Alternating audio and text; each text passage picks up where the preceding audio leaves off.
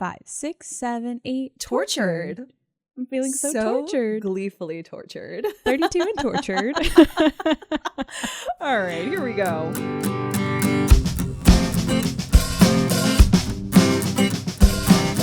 Hi, everybody. Welcome back to Go More to Say with Tara and Haley. I'm Tara. This is Haley. Hi, Haley. Hi, Tara. Happy birthday. Thank you so much. Look You're at the your first person. cutie little setup. Thank you. I am the first When we person to got say it on- because it's when we're recording, not actually your birthday. But when this It's airs, not. it is Haley's birthday today, December 3rd. So if you haven't On this yet, very day. please send her a little happy birthday message. Oh my gosh, I would love it so much. But when we got on today, before we started recording, I do have a bit of a Christmas explosion because it is our first episode of December. It is. So I wanted it to be festive. It's also my birthday. I have my little Jellycat birthday cake behind me. It's so of course. cute.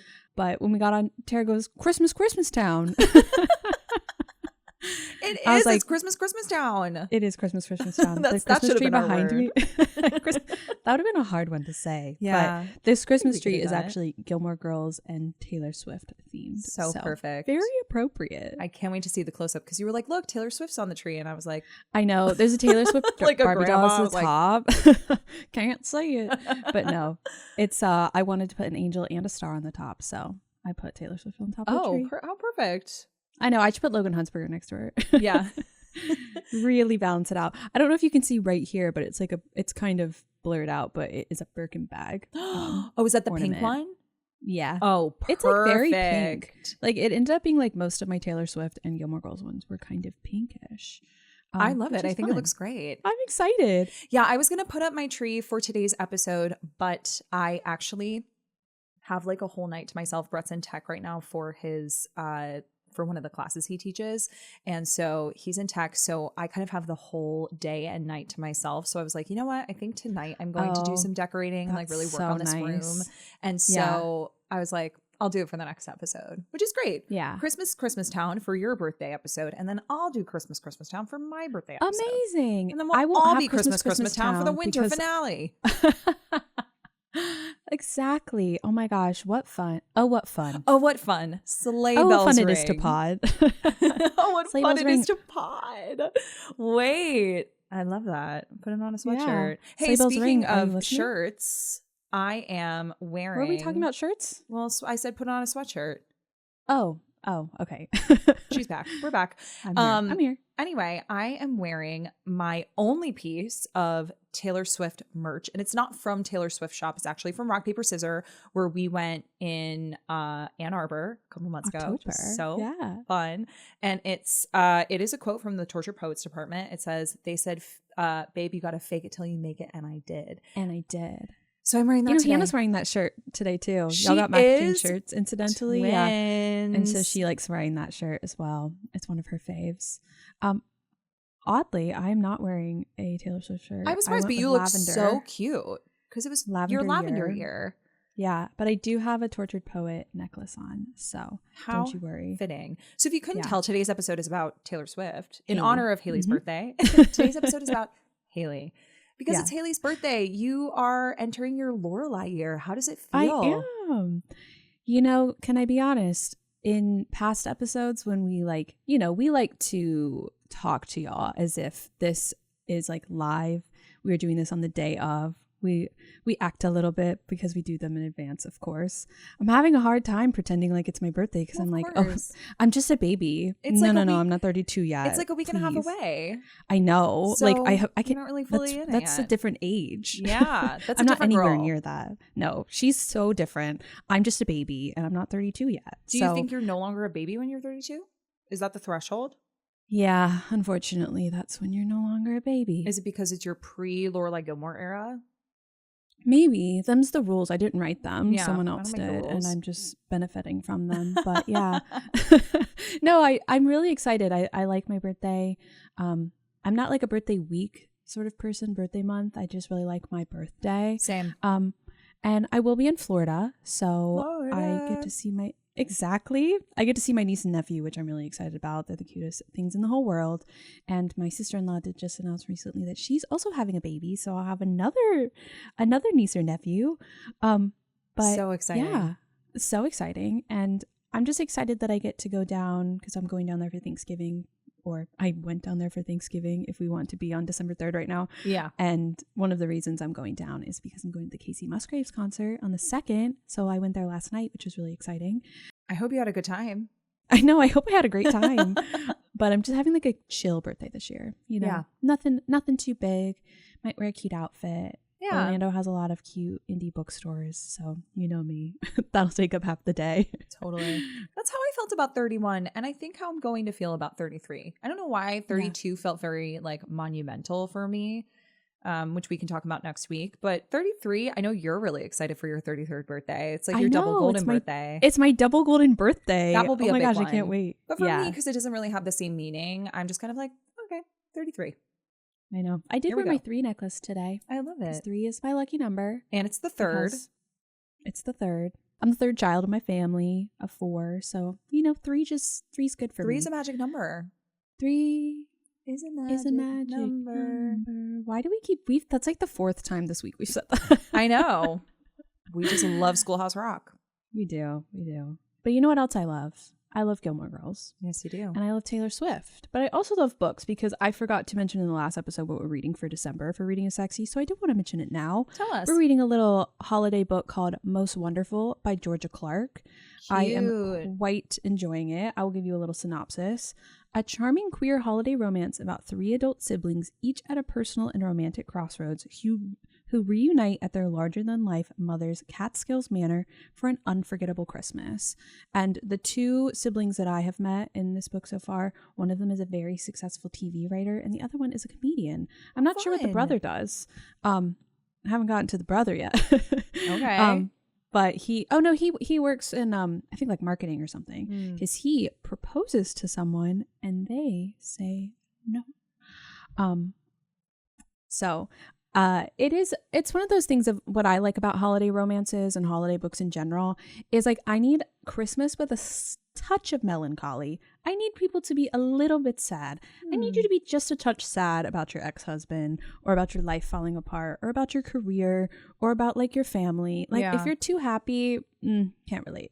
So I'm really excited about this one. Georgia is going to be on the podcast and we will cover this before Christmas. So you can get your Christmas spirit in on Gilmore to Read.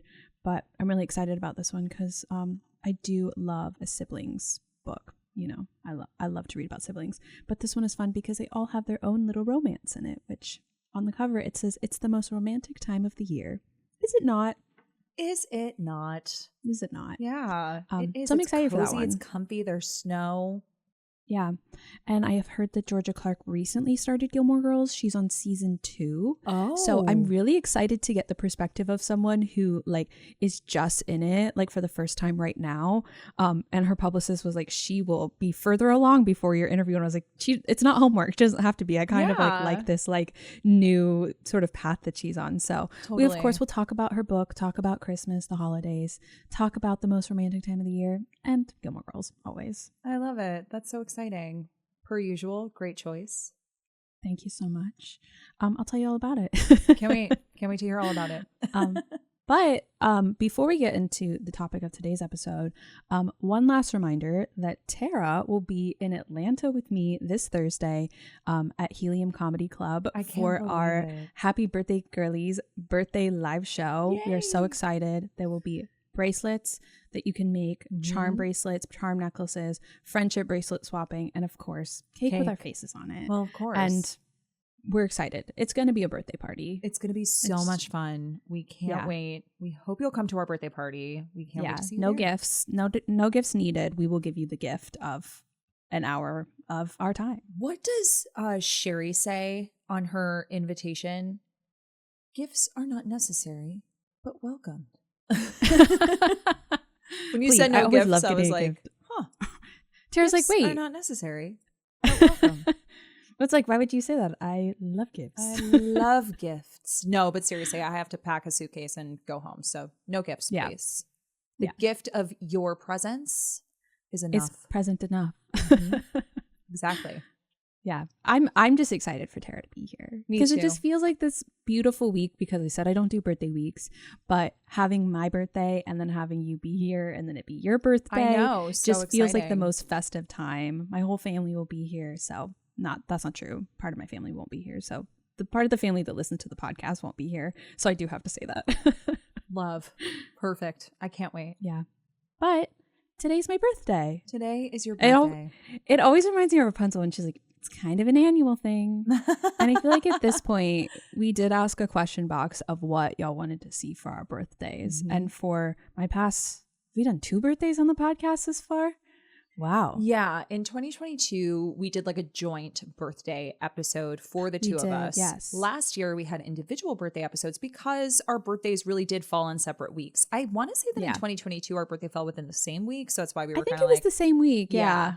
But because they were 2 separate weeks last year, we decided to do 2 separate birthday episodes. I was coming up on my Lorelai year. You, of course, wanted to talk about a little bit of Taylor Swift because that is also one of course. your favorite things. And what better to talk about on your birthday than some of your favorite things? So, Yeah. in asking our besties what they wanted to hear this year for our birthdays, because again, they fall on separate weeks, your question box was filled to the brim with Taylor Swift. Of course. And like every iteration of it. So it was kind of hard to pick what we were going to do, but I just felt like it had to be Taylor Swift and Gilmore Girls because at this point, to again quote Rapunzel, it's kind of an annual thing. And I just feel like that's just where we'll go. And I know a lot of you are not Swifties, which is totally fine. But I think that it's interesting to hear songs from the perspective of characters that you love, because that's what we will be doing today. But if you are a Swiftie, welcome. I'm glad I can be here with you on the same page. Can I tell you 2 fun things? So I did my notes for this episode at a coffee shop this morning. It's kind of how I like to vibe, especially Tara loves to prep at a coffee shop. Little Miss Lorelai Gilmore. I do. And it was something that I did a lot when we first started the podcast. I used to just go and kind of disassociate because when I'm in my apartment, I get so distracted by things. Like I can sit down and do work, but it is really nice to just like be in a place where I have one goal and I just put my headphones on and shut the world out and like get It's to so do Winnie that. the Pooh thinking spot. Think, think, think, think. So true. And so I went to one of my favorite coffee shops this morning, got this amazing matcha that I've been telling you about, the one with the popcorn syrup and the caramel. So it kind of tastes like kettle corn. Oh, yes. So good. But I went and I was using this notebook, which I got with you in a Gunkwit when we went for FanFest in 2023. Yes. But like one of the first pages was the 1989 Taylor's version that we did last year. So I was like, oh my God. Oh my God. So fun. 1989 Throwback. Taylor's version. So I was like, oh my God. And then like the notebook is pretty much coming to an end. So Tortured Poets Department is now the Rounding it out. end of this notebook, which is really cool. I love. But the other thing I wanted to tell you that I was kind of sharing with you before we got on is that Brett was at work today, as he does, and Just there. they did like a little Thanksgiving catering today for lunch, and so they had like a whole beautiful Thanksgiving He had a Thanksgiving meal. sandwich. He didn't have a sandwich, but he had like a beautiful plate that I was like, oh, this would totally be like great ingredients for a good Thanksgiving sandwich. They were playing Gilmore Girls with Taylor Swift music over it as he ate Thanksgiving dinner. And I was like, that's What? the dream. Like they Yeah. were just playing it on the TV and they had Taylor Swift music playing. Yeah. Let me tell you what he Wait, sent me. So it this was sounds kind of like this kind of sounds like a fun restaurant. so They serve really good food. They play Gilmore Girls and Taylor Swift is playing over it. isn't that crazy? So they had everything laid out. It was this beautiful salad that has like cranberries and stuff on it. And then it's the girlies at the end of season 1 jumping and like screaming in the street while they typically would play My Little Corner of the World. But they were playing Cardigan by Taylor Swift. Interesting choice for this scene, but I just thought that was so funny. I was like, oh my God. I said, that's so funny. Haley and I are about to record a Taylor Swift Gilmore Girls episode. He was like, that's amazing. Wow. I Oh know. my I God. couldn't wait to tell you that. Wow, I feel like the planets and the fates and all the stars aligned here for my birthday today. It's true. So, as we mentioned, we are going to be breaking down an album similarly to what we did last year with 1989 Taylor's version. We are going to be talking about the Tortured Poets Department today because that was just released earlier this year. Of course, it is on my shirt. My necklace. I got my tortured bracelet on that I made. Perfect.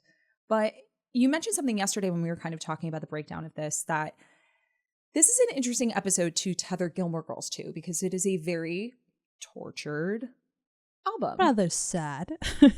Did I say album or episode? You said album. I did. Great job. Thank you. Yeah, good. No worries. Slayed it. Thank you. Sleigh bells ring. Sleigh bells ring. I was listening. You guys, I literally cannot stop saying sleigh bells ring. Are you listening? That was funny. But sleigh with a S-L-A-Y. Sleigh Of bells. course. Of Yeah, course. of course.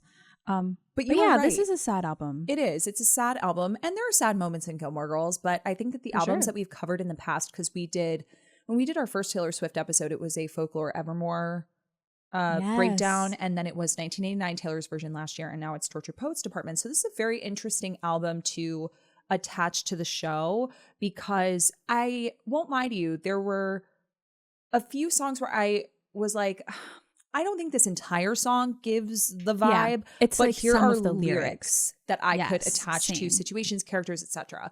I'm really curious to see if any of them align. I'm sure some of them do, For but sure. as I told you yesterday, like 1989 and Folklore / Evermore were really the albums that I've become familiar with over, like they were the albums Right. that I really attached myself to when I listened to them. Whereas Tortured Poets Department, I listened to it the day it came out, and there were songs that I really loved, but like the album as a whole is really, really, especially with the anthology, very long, very Long. lengthy. So 31 songs. 31 songs. And it's a lot of like, it's heavy and it's poetry. I mean, that's why it's called the Tortured Poets Department, because it is really like the lyrics. She's a great Very lyricist, dense. but it's very intense. So I admittedly didn't attach myself to this album as much as I've attached myself to albums in the past, but I was surprised by how many songs I remembered as I went through this. Yeah. And I think that was the thing when you were like, I don't really know this album. And I was like, that is actually not true, You because do. we sing a lot of songs from this. Particularly my favorite thing to do, I actually taught Tara the song, The Smallest Man Who Ever Lived, because I would just sing the bridge randomly in our hotel room when we were in LA. And she was like, what are you talking about? Can I And tell was like, you, "Oh, that's weird." I wrote under that, under The Smallest Man Who Ever Lived, I always hear the bridge in Haley's voice. It's What true. a beautiful voice to hear it in. It's But great. yeah, this one doesn't, I feel like, not to insult Gilmore Girls, like I would never, except that's kind of what we do all the time on Patreon. But I would say that that's misrepresenting Patreon. We just like dive in pretty deep on that one. We still absolutely love the show, if you didn't notice. But I don't think that Gilmore Girls always has the romantic emotional depth that is related to an album like this. That like, I don't think that anyone has like such a tortured relationship with anyone that like an entire song feels like it perfectly encapsulates them in ways that other albums 100% do. Yeah. Like there's so many songs on Red and 1989 that feel like they are 100% Jess and Rory, 100% Logan and Rory, or Luke and Lorelai. And I think that you honestly like gravitate more towards songs that feel like happier about these couples because you love them so much. And you're so it's a little bit romanticizing harder them in the same way Yes. that like Taylor has a tendency to romanticize the, her past and her relationships. Yes. Yeah, totally. And so it's hard to dive into this and be like, oh, this is the bad part. But again, I don't think that anyone has like the emotional depth to have a full song exactly relate to their situation, which is fair of all of us. Like we will stick with a lyric and like that will become our whole personality, Yeah, so I for feel like sure. that's like how we can kind of walk through this, because there's none that I was like, oh, 100% this person. Perfectly But there were encapsulates elements of it X that like when I person, heard yeah. the lyric, that I Oh, was yeah. like, oh, okay, this Totally. is them 100%. And you then the know next what's- lyric I was like, not so much. Oh, I can't wait to get, there's a song where I was just like, wow, this could be this person, but it's absolutely not. Not. Yeah. It's funny because I almost suggested to you that we cover Red, and Mm. it's because I would say that like it goes for me like Folklore, 1989, Red. And Ooh, okay. I really love that album, specifically when Taylor's version came out. I was like, oh, love, fun. This is great, my girl. I was But- kind of hoping that Rep TV would have come out by my birthday and we could have done that because Tara's not as familiar with Rep. That's So probably the I one like I'm least familiar with. I think that you would be a Reputation girl. Really? admittedly. 100%. My friend Liz, she loves that album too. And during the pandemic, she would play me songs. And I was just like, what is this from? She's like, Reputation. And I was like, oh, okay. Like I could see myself getting down with it. But I think I have declared that that's probably my least favorite album. A, because I'm the most unfamiliar with it. But B, because I think like I loved 1989 so deeply that when all of that drama went on and she kind of like erased herself off the grid and then came back with Reputation, I was like, what is this? You know, what is going on? What's this? What's happening? It's very much a love album, though. It's like very romantic and deeply so. So I think there's elements of it that you would feel comfy, cozy with to feel about your own relationship. But we're not here to talk about our own relationships. We're here to talk about the relationships we love on Gilmore Girls. Yes, we are. And it is unfortunately going to be a bit of a negative episode as it relates to these relationships. No, we're going to have fun. No, I mean, like, just in the sense of like, it's all the bad parts of Gilmore Girls here. Sure. That's very fair.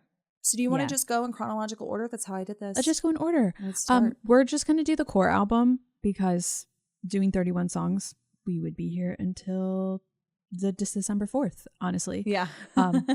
We'd be recording this until my actual birthday actually happened. Fair. I do have a couple to mention to Tara from the anthology with a couple of lyric quotes that you're going to be like, oh, yeah. So we'll do the core, but then I have a couple of anthology tracks for you. Great. To see what you think. Love. So let's start with Fortnite, which was just nominated for a Grammy featuring Post Malone.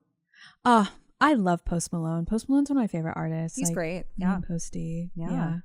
So when they collabed, love it. I do wish there was more Post Malone on this song. I agree. I also love that, just as a whole, talking about the album, I love that Florence and the Machine is on this. Oh my God. Yeah. Like talk about a queen. Oh my gosh.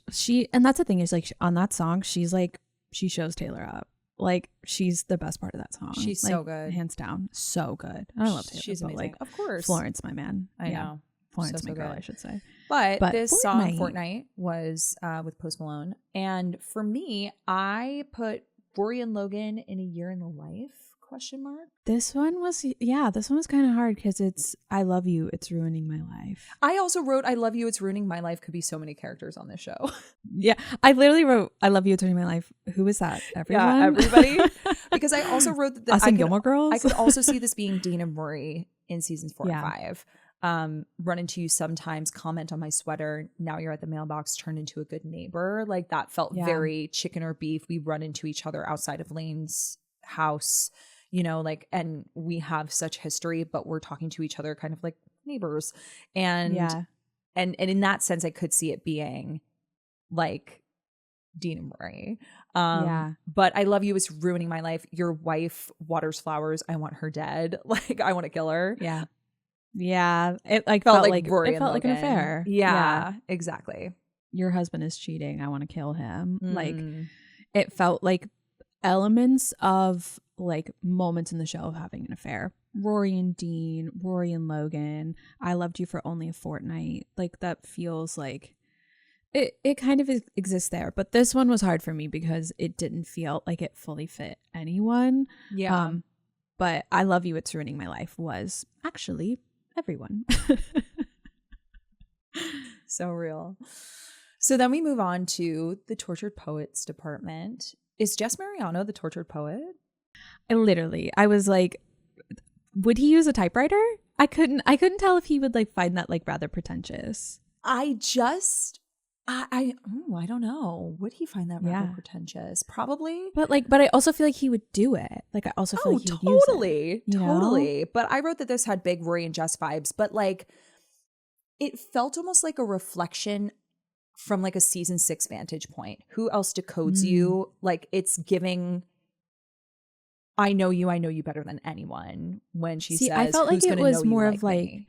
I don't want to talk to anyone else. I don't like anyone else. Like anybody else. Like from her perspective of like you're in self-sabotage mode throwing spikes down on the road, but I've seen this episode and still love the show. Who else decodes you? Who's gonna hold you like me? Who's gonna know you if not me? And so like that feels like kind of like a flip-flop of both of them. Yeah, totally. That's what I thought of when season 6 moment when I listened to but those also lyrics. that I don't want to talk to anyone else. I don't like anyone else. Definitely. So but they are modern idiots for sure, the two of them. Just just two little idiots. But I called this Jess and Rory the early years and the later years. Yeah. Together. Yeah, totally. So then moving on to My Boy Only Breaks His Favorite Toys. I also hear this in your voice. I don't know why.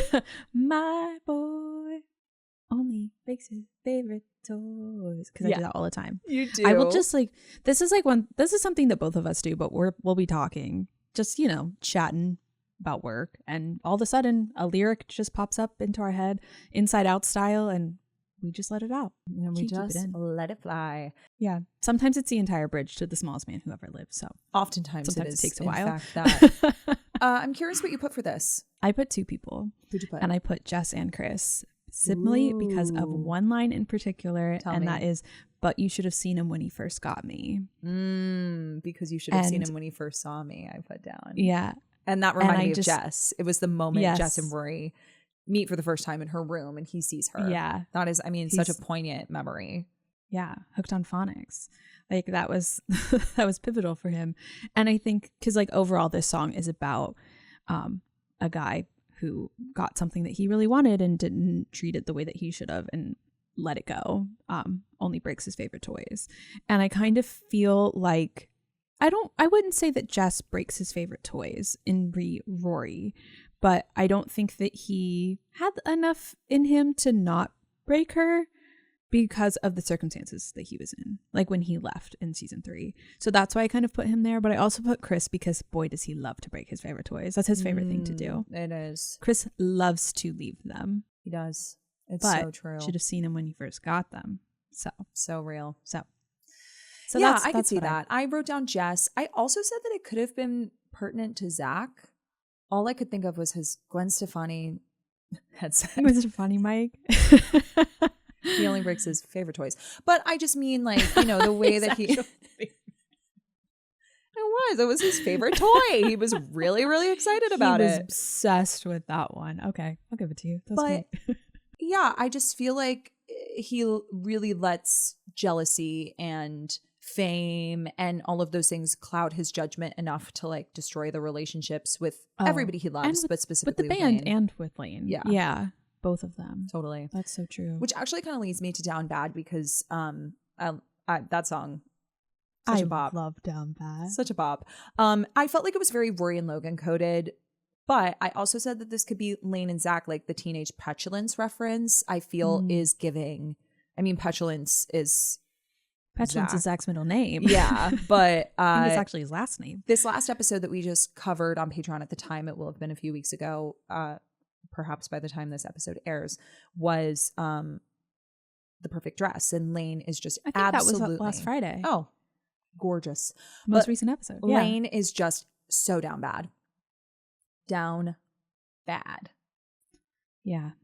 Like, want to talk about petulance. That really rubs off on her in teenage this episode. Petulant. Like, yeah. She reverts back into a teenager. Yeah, she's kind of throwing a temper tantrum. And she's doing it to her mother. And a little bit to Zach. But like... Yeah. I feel like with Lane, though, there's like a big part of the song that is like the obsession with the other person is what has you down bad. And I think that... I don't know if it's necessarily there with Zach. It's definitely there with the band, and that's what Zach fucked up. This song feels so Logan Huntsberger, like in between, basically in between 7 and The Revival is like, fuck it if I can't have us, fuck it I was in love, everything comes out teenage petulance. Like, you literally are having an affair because you are so down bad for this girl. Like, you became her boyfriend in season 5, and despite the little hiccup that you had between like episode like what 8 and 10, like 8 and 11, you were so down bad for her. And it's like in a way that's like, also, I love you, it's ruining my life. And I think that this one is like so him. Like, he's down bad crying at the gym. It's the first one it's the first pairing that I wrote down because I actually kind of thought of it in the kind of in the pocket of time that we're in right now with Rory and Logan, where he's screamed at her in the middle of the restaurant and has kind of like, they've both kind of abandoned their relationship. Rory thinking it's a hiatus and Logan thinking it's an actual full-blown breakup. And both Delulu babies. Both. But something he says to her in The Perfect Dress when they do see each other for the first time, he says something to the effect of like, this experiment of me being a boyfriend, I didn't think it was something that was actually going to work. And I just kind of thought I could accept that it didn't work. And one of the lyrics in this song is just to do experiments on, tell me I was the chosen one, show me this world is bigger than us. And I feel like that is very Logan coded. Then send me back where I came from. Yeah. But when she goes on to say, how dare you think it's romantic leaving me safe and stranded, you could potentially put that on Logan, because I do think that to a certain extent he's like, I'm no good for you. Like I'm not a boyfriend guy, you're safe. And you could put that there. But I also thought of that being Jess and Rory at the end of season 3. Like, how dare you think it's romantic leaving me safe and stranded? Because he also kind of had this like, I'm not good for her. I have to go. I'm just gonna leave. Yeah. Well, but I think that in the terms of like the term of like down bad, I just feel like no one is like as obsessed with Rory. I mean, Jess in the last scene of the revival of his, where he's looking through the window, like everyone stays down bad for Rory, but no one commits to it as hard as Logan does. Like, my dude, I love you. It's ruining your life. Nobody. Truly.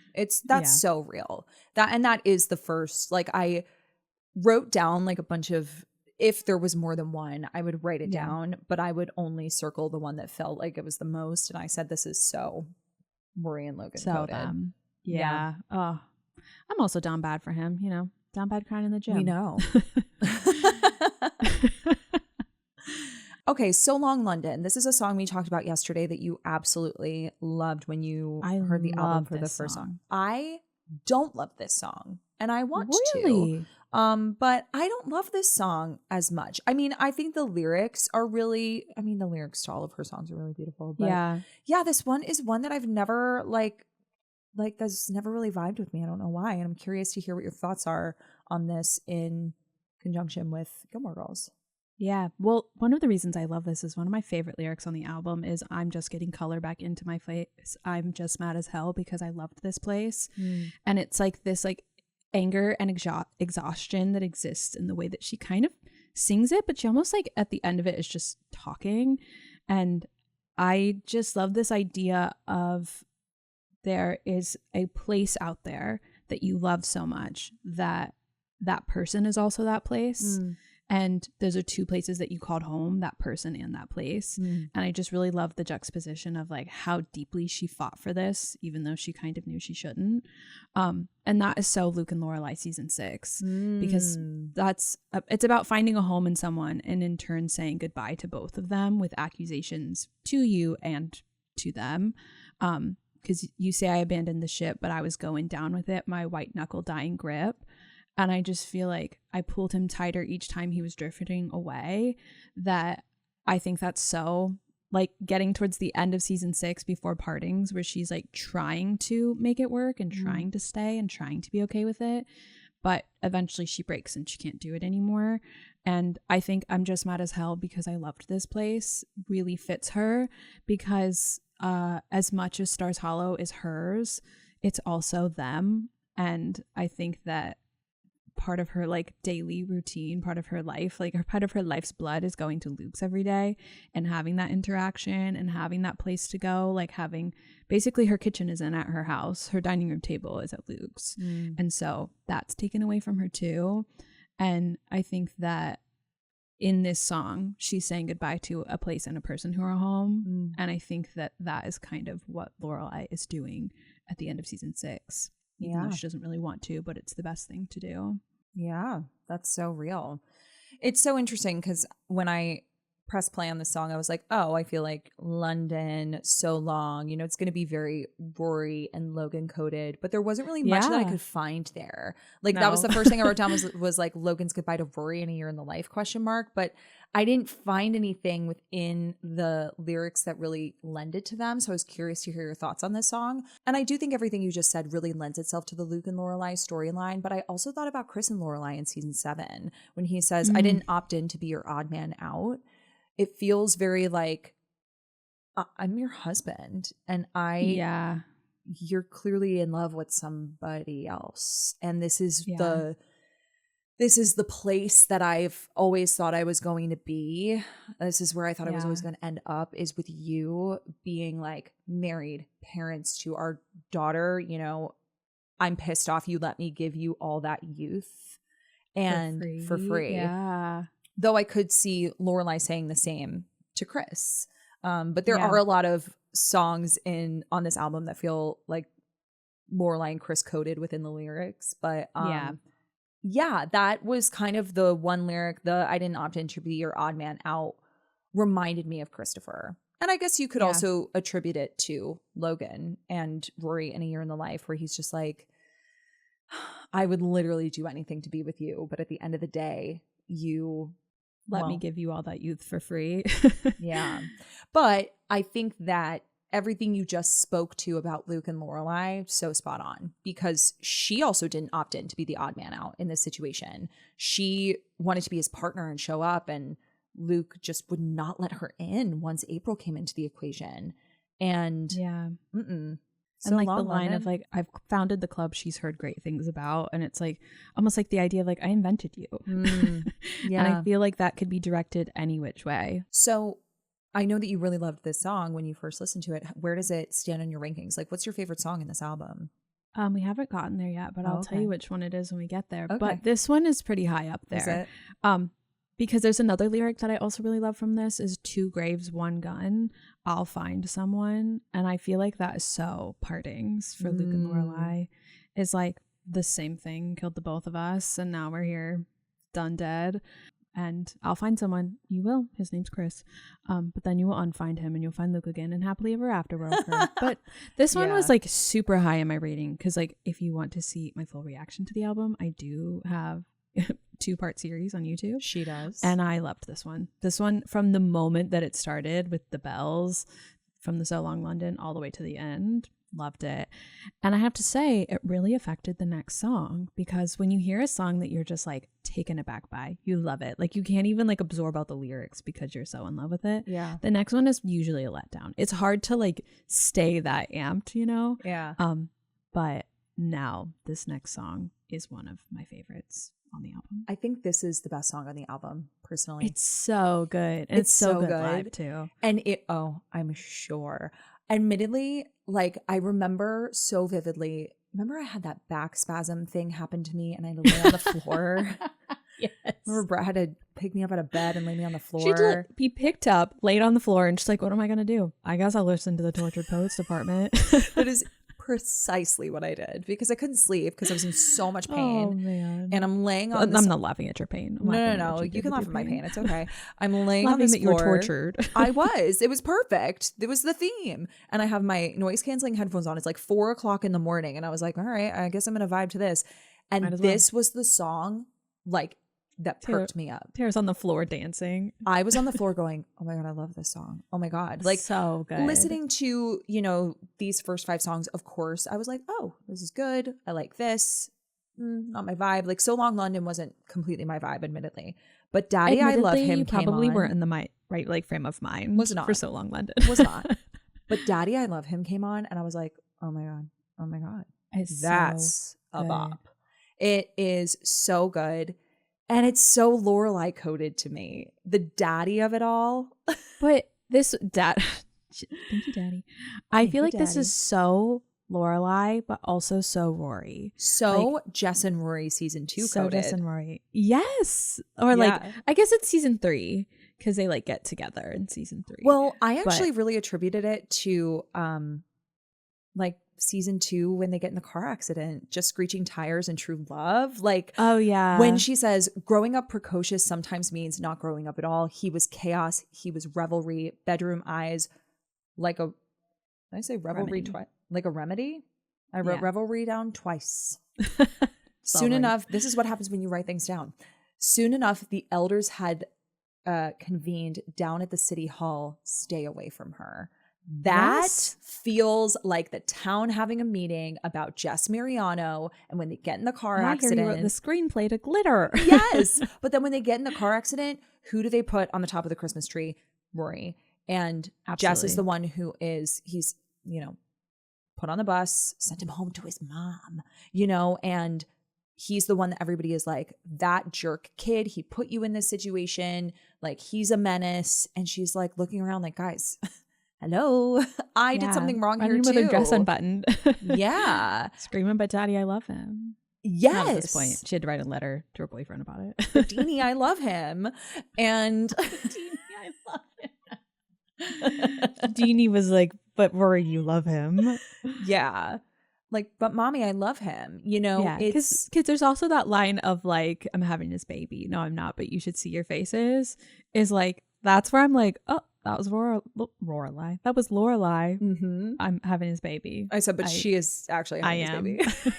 But and at you the should beginning, see your faces. I just learned these people only raise you to cage you is so Lorelai coded. And I guess something that Rory learns in season 6. It's a tough lesson for her. After her mom is trying to tell her for, 5 seasons that her grandparents were really stifling. And then it isn't until she lives with them that she really comes out of that situation being like, you don't understand. And Lorelai's like, I understand more than you possibly know. I am like, the original understander. Really. Like the original understander. I'm the original, of course. So I could see that going either way, but I wrote Lorelai in all caps just because that's my favorite song on the album. The line, I forget if this was ever fun, feels like I can hear that in her voice. Yeah, totally. But as soon as the song kept going and like all of those lyrics kept coming out, I was like, oh, this chaotic man is Jess Mariano. And Rory Gilmore is but an angel on top of the Christmas tree. Exactly. She's the ice cream queen. She is the ice cream queen. But if we switch it a little bit at the end, it starts to feel like people are a little bit more accepting of this new person that she has. And it feels like a little bit of a shift. And it's like, and now my daddy loves him. It kind of feels like when we get to when Chris starts to meet Logan and like the grandparents know Logan that I'm his lady.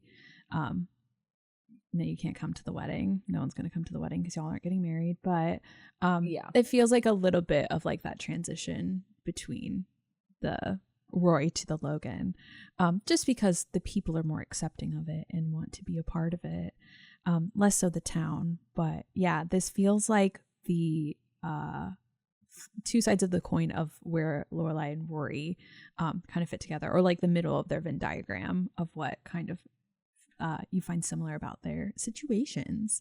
Totally. But so them. It's so double Lorelai. Oh my God. Lorelai squared. The Lorelais. The Lorelais. God, I love this song so much. For me, it's the best song on the album. It's so good. It's like, so good. I need to send you the full video from the Eras tour, because like when they do like it's like very church, like, very religiously coded. Yeah. And like the choreography that they do for it. So I just love it. I love it. The drums, like the whole thing, like as the chorus builds, it's just so good. I love it. All right, tell me who's fresh out the slammer, if not Rory Gilmore. I swear to God, because like fresh out the slammer is basically getting out of a relationship that felt confining and knowing who you want to be with next. Mm-hmm. Rory is iconic for knowing exactly who her next boyfriend is before she's broken up with her current boyfriend. Correct. And that's what fresh out the slammer is. Fresh out the slammer, I know who my first call will be to. You don't even have to call him. He's coming to find you. He's literally going to find you. He's got to go take care of something first, but he'll find you. Yeah. And it's like, that's Cotton Candy Shane. Poor Cotton Candy Shane. Hope she's okay. Hope we love her. She's on, she's Midnights. She's 1989, that girly. It's true. But maybe a little Fearless. Maybe a little Speak Now. She's all the happy songs. Shane's all the happy songs because she and Lindsay have wonderful, great lives.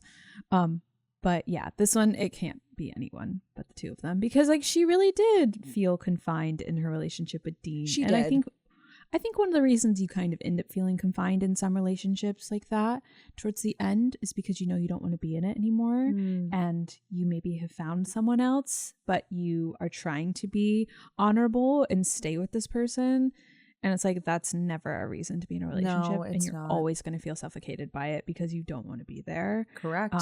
I have been on both the, I've been on both ends of that. I've been on the receiving end of that. The person clinging and the person that is being clung to. Correct. But yeah, Dean's the slammer. Dean's the slammer. I also just love like the literal fresh out the slammer when it comes to Rory's arrest. when they said camera flashes, welcome bashes, I just thought of the Jolly Good Felon party. Yeah, fresh out the slammer. I know who my first call will be to. Logan, because she literally went to jail. She quite literally went to the Martin Luther slammer. King. Next up is Florida, and I just put a bunch of question marks here and then said, is this Lindsay's anthem as she leaves Stars Hollow and moves to Florida? I hope she's somewhere nice and warm. Right, maybe me tropical too. island. I actually put this one to Rory You did?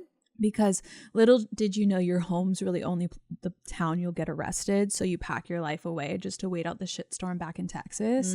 And I feel like Florida. she got a thank you so much. You're welcome. That I feel like that is her at the end of season 5.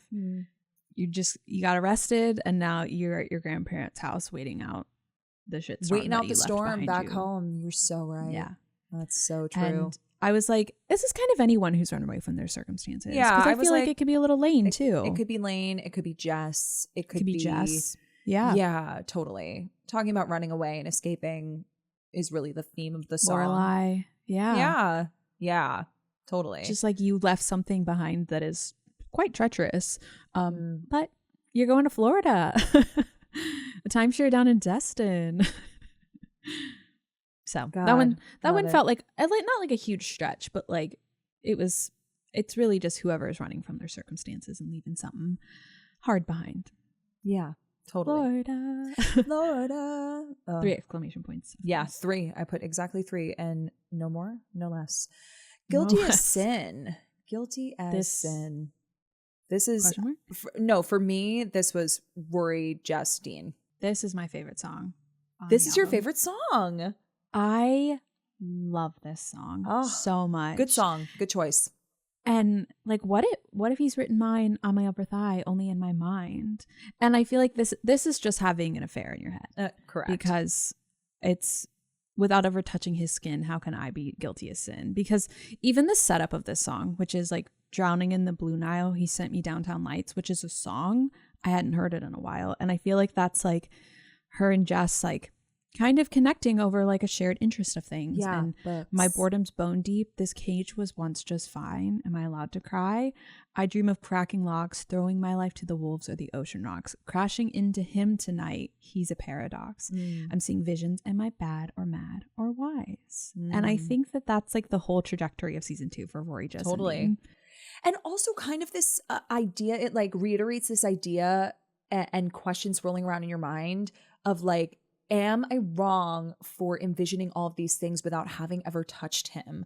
Like, Yeah, this is something we talk about a lot in season 2 on your TikTok specifically, because people will be like, Rory cheated, and you're like, it all happened up here. Yeah. And like sometimes she was chatting with him, totally. but nothing ever happened. Yeah, not But until the end of season you don't- 2. Yeah, you don't know what happened in that girlie's mind. That little brain I of realized I was hers. tapping the side of my head, and no one could see that unless you're on YouTube. It's true. Which you should be, because you're gonna miss Matree. Yeah, Christmas Town. You're gonna miss Christmas me Town. moving in to this office.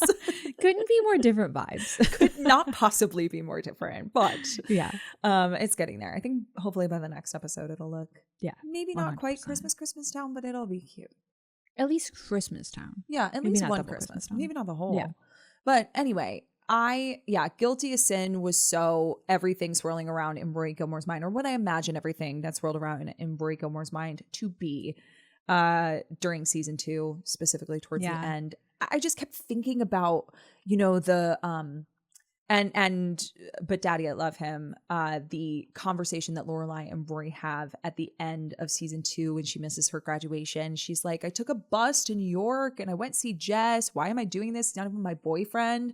I love Dean. Like, I'm going to be with Dean for the rest of my life. And she's like, no, man, you have feelings for Jess. And she's like, no, Yeah. It's kind of that. It's like, I've never Screaming done about anything Rory, you wrong. love him. Yeah. And that's just all I could think of was like everything that she has thought about in her mind kind of builds to this moment at the end of season 2 where she just can't help herself anymore. She has to kiss this man. Yeah. I get it. It's Jess. I You're get it probably a too. lake at a wedding. What are you gonna do, girlie? Hello. You're gonna act it out, all these fantasies you've had in your mind. I will say one of my most viral reels this year on Instagram is literally just me in the car singing this song with like something over it, like I was feeling down and my doctor prescribed me singing this song, and that like truly is like one of my most viral reels. It's just like I love singing this song. Like just Good. like there's something about the chorus that just like gets into my blood. It just like has it pumping differently. Like my heart just it starts doing something crazy, you know. It just like love it enters my brain and the chemistry changes. Totally. And The Alchemy. it's the alchemy is this song. The Alchemy. But I just love it. It's a good one. What about Who's Afraid of Little Old Me? You know, this one was a little bit hard. This one was tough. I put a bunch of question marks I'm not next to gonna this lie. one. I was tame, I was gentle till the circus life made me mean was the only real line that I pulled out for Emily of like maybe her when things go awry with Richard, that I was the tame and gentle wife that you needed until you started excluding me and leaving me out of things. And now I'm like, buy me a boa and send me to Rio. I'm open for business. Also in the revival, which we talked about recently on the recap of Kelly's book of her memoir, is like one of the lines that she loved when she's just like, bullshit. I was tame, I was gentle. So till the circus real. life made me mean. Yeah. And it's like the circus life can mean a lot of different things. So for Taylor, of course, it means fame and that situation. But I think that there's other ways that your own circus life can take away from that gentleness that you once had. Yeah. You could also equate it to Emily's bite towards Shira and We've Got Magic to Do. Like, I was tame. I was cool. Everything was going to be great. Now I'm levitating down your street. Correct. Because Exactly. you have pissed me off, lady. Because, Yeah. you know, there's like, we both have money. Well, there's your money and then there's our money. Oh, okay. Well, the circus life just made her mean. Yeah. I got you, girly. Yeah. You know, the other one that I had for this one, Who's Afraid of Little Old Me? April Nardini. You see that girl's face and you're like, you Lots should of be. people. Well, you should be. Lots of people are afraid of you, baby. And like recently we found out we do love her. She's like a sarcastic little perfect Yeah. fit into the world that we love. But when you see her, you're like, oh no, I know what you Totally. represent. Totally. So Who's Afraid of Little Old Me? It's when April walks on the scene, that's what she's singing. Yeah, everybody's well, afraid. you should be. Well, you should be. You should be. Yeah. That's so real. How hilarious. Oh, the next one is I Can Fix Him. No, really, I can. And the title of it all is just so Gilmore Girls coded. Because what is know. this show if not women trying to fix men? I know. Well, that also reminds me of Kelly, of like her memoir where she was like, like, forgive me if you've heard this before, but I thought I could fix him. Correct. Vibes. This is Kelly Bishop. Yeah. And Self-proclaimed. it's so many of us, and that's why Taylor. Oh put my this. God. I I also like literally that she said this is put- so relatable. Like this title. I like in that she and put of a little itself. mental health reminder at the end, though. She was like, or maybe I can't. Or maybe I can't. I love Yeah. the way she hits I felt that was the very responsible. can't at the end. She hits Yeah. it so hard. And Yeah. Because that's the part she wants y'all to remember. she really wants you to remember can't. that you actually can't. Yeah. She's And that's teaching not a you reflection of who you are. It's a reflection of who No. they are. who they are. And I actually, this fit for a couple of people for me. I don't know that necessarily Rory wanted to fix Jess, but I Yeah. think she thought she could, if what does she say to him in season 6? It's like, if you just stop shaking it around, talking about his brain. But Yeah. But if it you sounded just like stopped he was a shaking it around, you gigolo. could sit down and write something or do something Yeah. with it. Yeah, I wrote Rory and Jess here, but I said not the pistol or the dangerous part. Not the dangerous part. Not the, that's a metaphor. Yeah, of course. But like, you know, I that was the first couple that came to mind, the first person that came to mind. I think that when a man tells you like, I don't want to talk to anybody else, I don't like anyone else, it does kind of make you feel like you have a responsibility to that person because they don't want to You're talk their to only good thing. Yes. And so You know, I think talked to Lila Sage about this. I think the episode's coming out later this week or whenever it comes out. But Yeah. we talked about how it's like so much like more attractive in a man to have respect for all people but still respect you the most than it Yeah. is to only like you. But it's so still real. It's still nice to fantasize about. It is. And I think that like all of us have tried to at one point in our lives fix someone else so that we can live out whatever fantasy we've built in our mind. And I think And the other that's part about fixing people that's hard is you're Mhm. fixing them for you. You're Yeah. not fixing them for them. for them. It's usually like you're like, I'm gonna fix you to fit me. Yes. And that's kind I'm of gonna like the fix you to idea of fit like, me. someone's cooked here. Someone cook Someone here. tried to fix them. I think, though, speaking to Guilty as Sin and all of the visions and guilt that Rory carried around in her head about like the fantasy she probably had about Jess because she had so many feelings but was in this very safe, comfortable relationship with Dean, I feel like when they did get together, and this is true of the audience too, like we all had this fantasy in our minds of how it would be when Jess and Rory got together. Yes. And thinking that the two of Fanfiction. them being together would fix whatever was, not working with him. And that is just not the case. No. But yeah, I think that this fits them the best. The most. Yes. I have two others. Tell me. There's one that there's a quote in this song that we literally always say on Patreon. They're saying God help her when I tell them he's my man. Mhm. This immediately was Zach to me. We're always like, this is your man? This is That's him? your man. That's your man. Like, God help her. God help her. And it's like the good Lord doesn't need to lift a finger. I can fix him. No, really, I can. And I don't think that Lane feels like she needs to like fix Zach. I think there's elements of it No. that their relationship that she recognizes that she is a caretaker, unfortunately. Yeah. But I don't think that she goes into this wanting to fix him. But it's really just the quote of like, when I tell him he's my man, like, God help her. Every time we're like, this is your literally man. God help her. Yeah, Quite literally. like what a choice. The other one that I had was, okay, if you take out the romantic element of it, like for instance, softly traces hearts on my face, it could be Jess and Luke too. Like, I can fix him. No, really, I can. Oh. And he tries. Like, God help him when I tell him he's my nephew. Like, I can fix him. You're so or right. maybe I can't. And that's the end of season 3. And that's the end of season 3. Well, then he comes back and he's like fixed kind of himself season a little 4. bit. But yeah. No, but I just mean to but- say, like, that's how Luke feels at the end of season 3. He feels so defeated. And I Yeah. do think that kind of comes back around in season 4 when they have that conversation in the dark and he's like, you are who you are. I can't change you.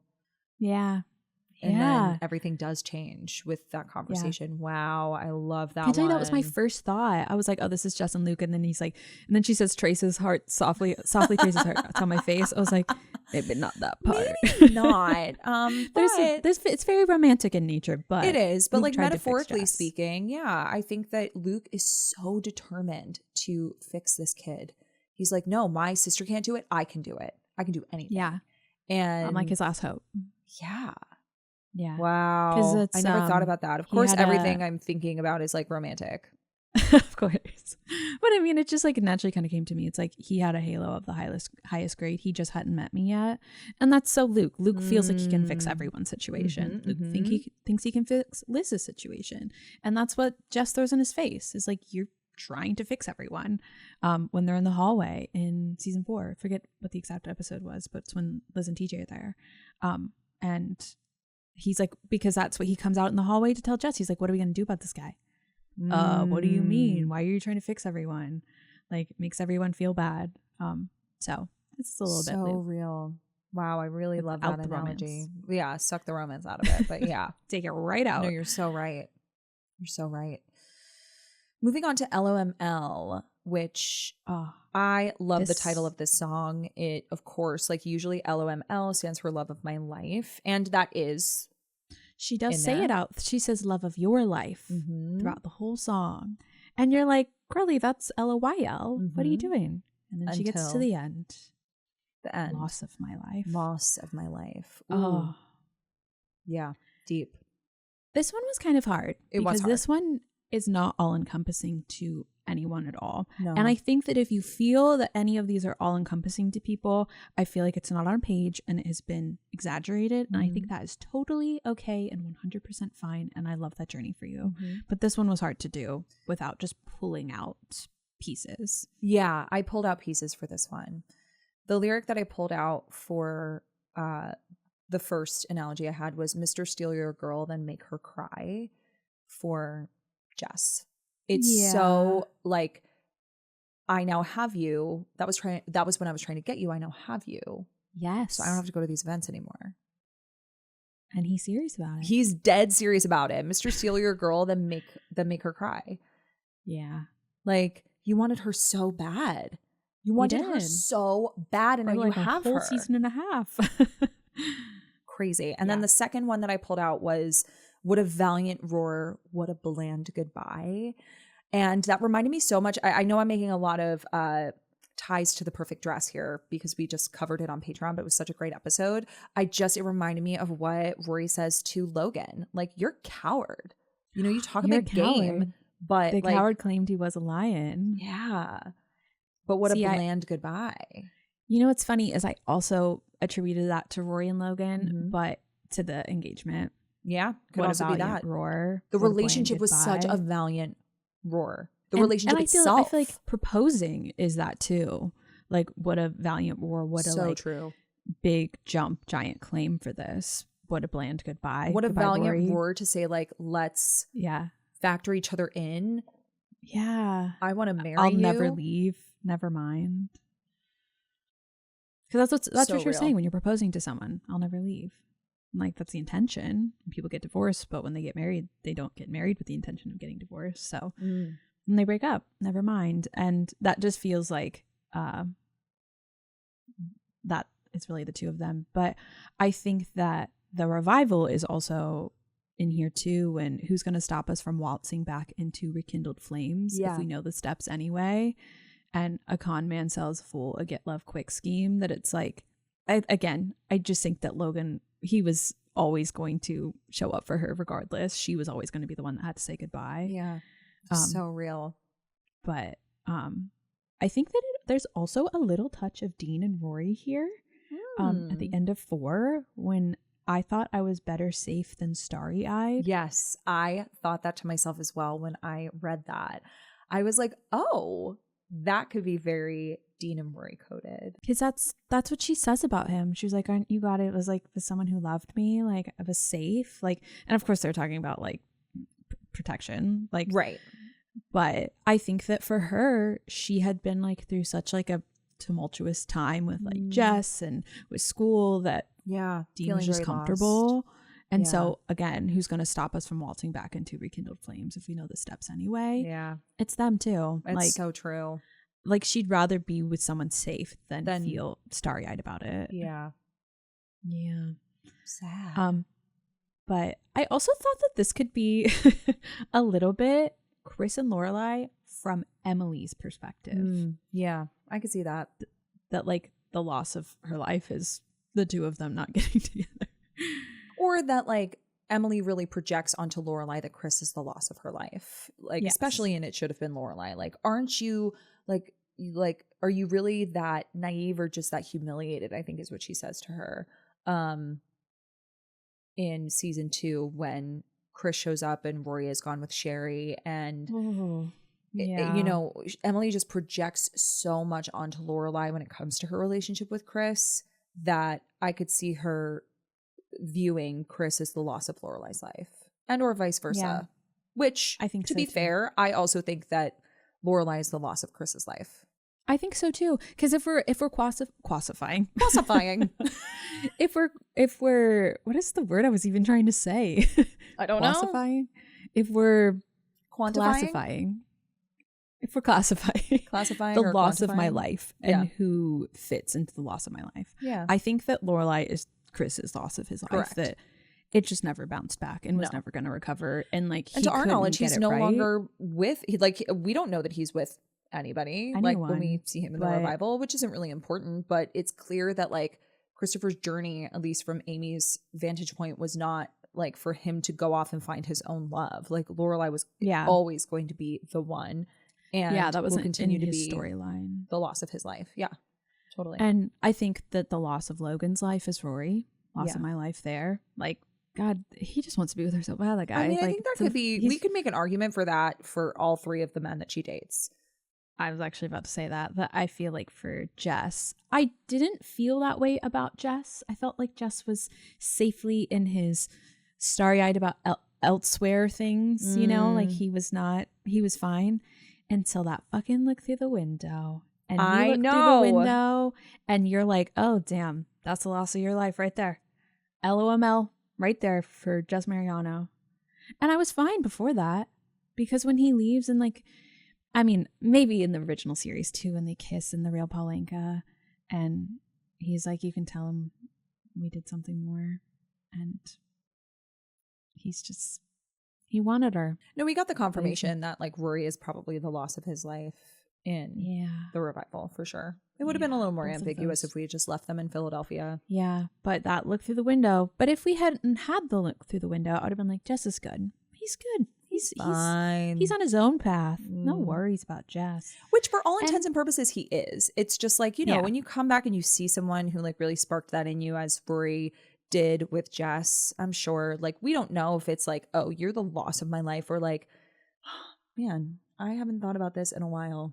It's insinuated that it's the former, but yeah. And I think that that's the thing is like you could still have great love after that. It's not like no love will ever live up to that. No. It's like you could have much better love after that. But I think at the end of the day, it's the loss. You're the loss of my life, even if you weren't going to ever be the love of my life. Mm-hmm. Like that's, and I think that fits for Jess. And we don't know much about Dean, but Dean, the way he talks to Luke, in season 5, lifts the cannonball because of Taylor's pecs. Because of Taylor's pecs. You love Taylor's pecs. How are your pecs? Oh God, that kills different me. Taylor. Taylor Dosey. Different. But yeah, I feel like in that he kind of is insinuating he was never going to have her, never going to be good enough for her. And so he was always going to lose her. Always going to be the loss of my life. Mm-hmm. It fits for everyone because everyone is down bad for Rory. And when you're down bad, you're always going to lose her if you don't have her, right? That's how that works. That's how it works. And speaking of, you could kind of apply it to everybody. I can do it with a broken heart. My other fave, you can fake it till you make it, and I did. This one is like so Lego Movie, but like so the worst feeling you've ever had in your entire life. Yeah. The first time that like I saw the song, I mean, I loved it when I first listened to it because it's a bop. And for all intents and purposes, even though a lot of these songs are like super, super well written, like very beautiful, they're also like downers. So then when you hear a beat like this, you're like, oh, okay. Like that kind of we're bumping. But the lyrics are also just like, all right, because I'm miserable and no one even knows. Yeah. But the first time that I saw this like attached to a video was actually Carrie Bradshaw dancing like underneath the disco ball, and I was like, this is so Carrie Bradshaw coded. Yeah. Like this chick can do it with a broken heart if no one else can. But I can do it with a broken heart. Like I could make an argument for all the Gilmore Girls, but I think I would most likely apply it to Lorelai. Yeah. I mean, there's so many instances where this applies. I think that I most apply it to Lorelai. I would also apply it to Emily, because I think that is so her. Exactly. When her and Richard are split. Also, like, I mean, not the entirety of the song, but the idea of I can do it with broken heart when Richard dies in the revival, of like her trying to figure her life out. So like not so every single lyric there, but that part of it. I'm miserable. Well, actually everyone knows because I cleaned my house out and now I'm wearing jeans. Correct. Everybody knows. In jeans but I'm miserable for miles and no one even stilettos. knows. That's also very Rory coded. That's why I said I can make an argument for all of the Gilmore Girls to be this song. But yeah, like, and like that's the thing is we never know. We never know with Rory. But that is kind of the point of the song. Yeah. I cry a lot, but I am so productive. It's an art. And that's the thing about this song is I love when Taylor and Jack Antonoff, who write songs with her, like take like the saddest thing that Taylor has ever experienced or thought. Like, I'm so depressed I act like it's my birthday every day because like I'm literally on stage because this is about the Eras tour. She was literally so depressed and had to go on stage every night for 3.5 hours and just act like it was a party. And she's just like crying on the floor. I didn't all the pieces that. All the pieces. You didn't know that? Tara, oh my God, do you want to have your heart broken after this? You will. I'm going to tell you how to do it. I'm going to tell all of y'all how to break your own hearts. If you like Taylor Swift even a little bit, you don't have to be a Swiftie. I Can Do It With a Broken Heart is about the Eras tour. And it hits even harder and like crushingly because there's a lyric video for it, and all the other lyric videos that she has for this album are just pictures flashing by with the lyrics. The lyric video for I Can Do It With a Broken Heart is a montage of the Eras Tour. And the music video is also like a behind the scenes of the Eras Tour, and it's super fun, and you're seeing like cute little like rehearsal to like tour like performance transitions. It's really cute. But watch the lyric video as the lyrics flash by of her, because like that's the thing is like I Can Read Your Mind, she's having the time of her life there in her glittering prime, like sequin stars reflect off her silhouette every night. I Can Show You Lies because I'm a real tough kid, I can handle my shit. They say baby you gotta fake it till you make it, and I did. Lights, camera, bitch, smile even when you want to die. And so like that's the whole thing about the Eras Tour is she was like suffering from this horrible loss in her life, loss of my life, and having to go on stage every night as the crowd was chanting more. And if you watch the music video for it, super fun. Like it's just a fun behind the scenes of the Eras Tour. If you watch the lyric video, you're like, holy shit. Every single thing I've ever saw about the Eras Tour, Taylor was literally wanted to die. That's so sad, but such a testament to like what celebrities go through. Yeah. You know? Damn. And that's like at the end, she says, try and come for my job. And it's like, she's literally like miserable and no one even knows. Try to come for my job. They think she's having the time of her life. And she looked like she was having the time of her life. I remember when the Eras Tour started, I was just like, oh my God, this woman is in her peak. Like, I didn't think she could have peaked any more than after the 1989 tour. Like, the 1989 tour was so fucking iconic that I was like, she is peaking right now. This woman is in her prime. And then the Eras Tour happened, and I was like, holy fucking shit. Like, where do you go after this? Yeah. Wow. And that's there's like a line later that relates back to this in another song. I think actually it's in the next song.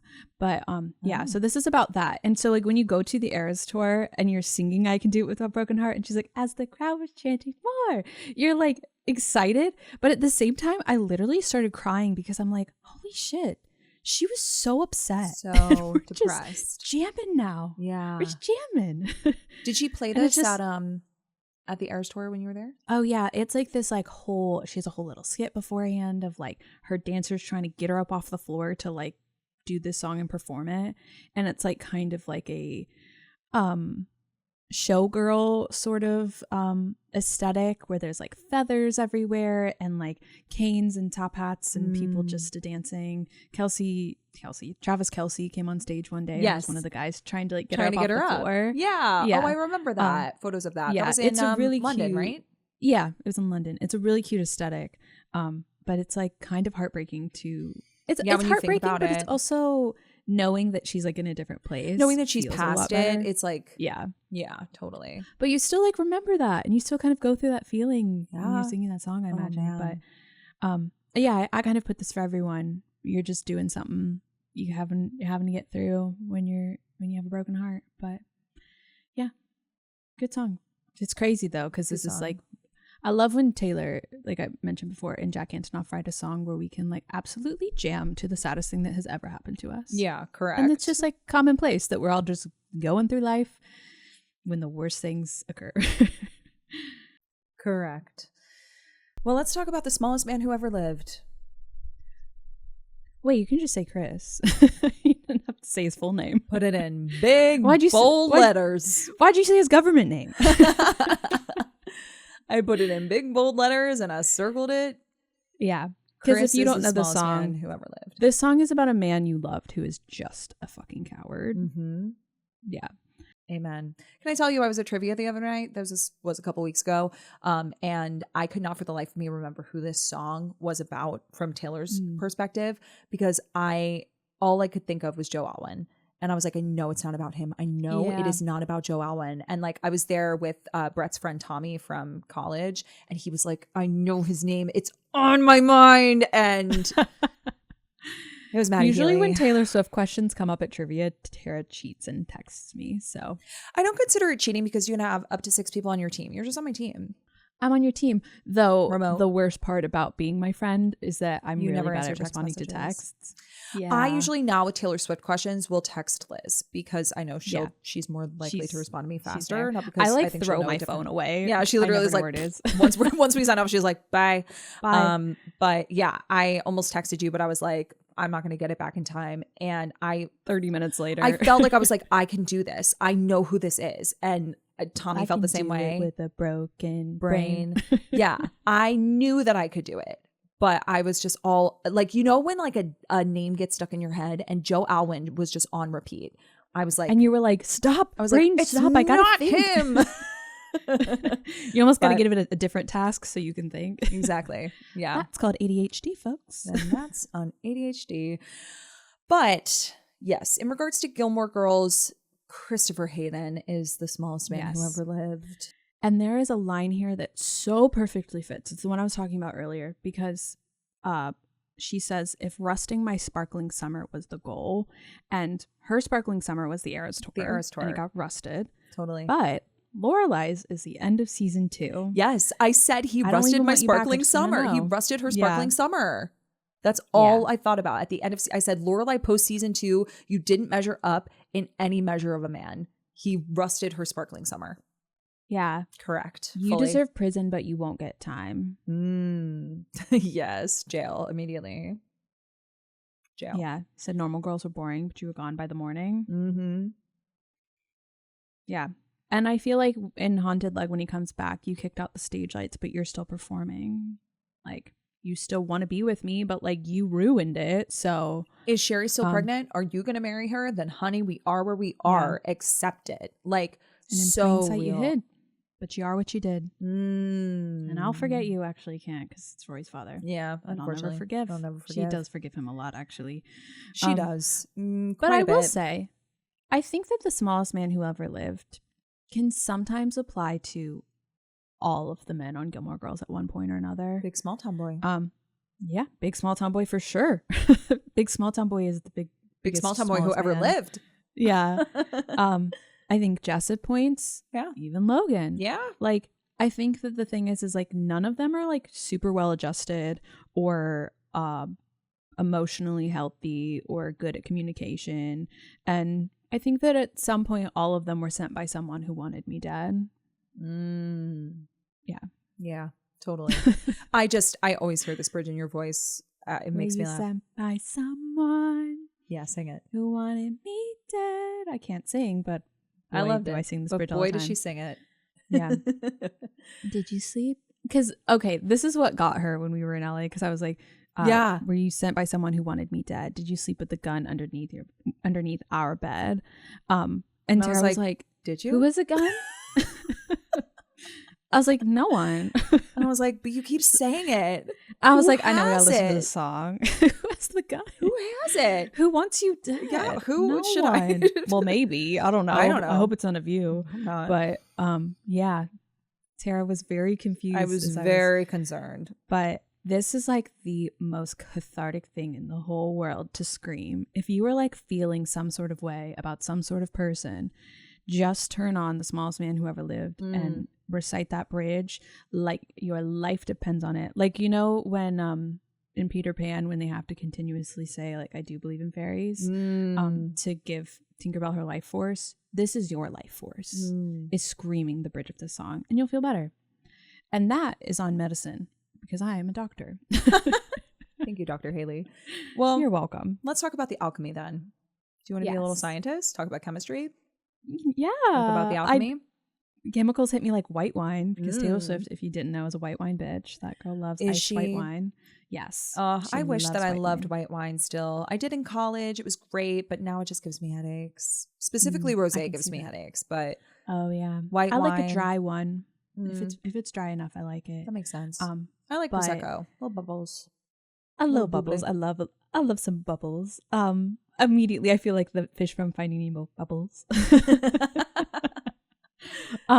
This one fits a couple of people, Sure. but it really does fit Emily and Richard with, Mm. hey, you, what if I told you were cool? That child's play back in school is forgiven under my rule. I haven't come around in so long. It's actually not been that long, but I'm making a comeback And he's to been where in I the, belong. and he's been in the Full House this whole time. Just been in the Full House. But he's making a comeback to where he belongs. Mm. And I also think that this is so Lorelai and Luke 4-5 revival, because the Mm. sign on your heart said it's still reserved for me, honestly, who read A Fight the Alchemy. And I think it's anyone when they're in like the moment when like you know that they're supposed to be together, because like Jess and Rory, how were they supposed to fight the alchemy?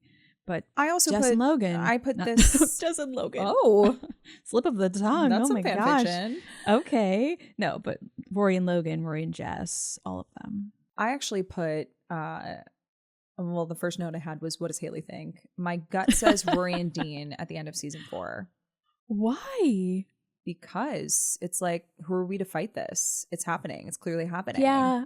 But like, Like- I think of this song as more of like soulmates, honestly, because it's like the Mm. beginning of this happens once every few lifetimes. Mm. These chemicals hit me like white wine, where it's just like, this is meant to be. Like, who are we to fight this? Because it's almost like this is written in the stars, at least in my opinion. That it's Yeah. like Totally.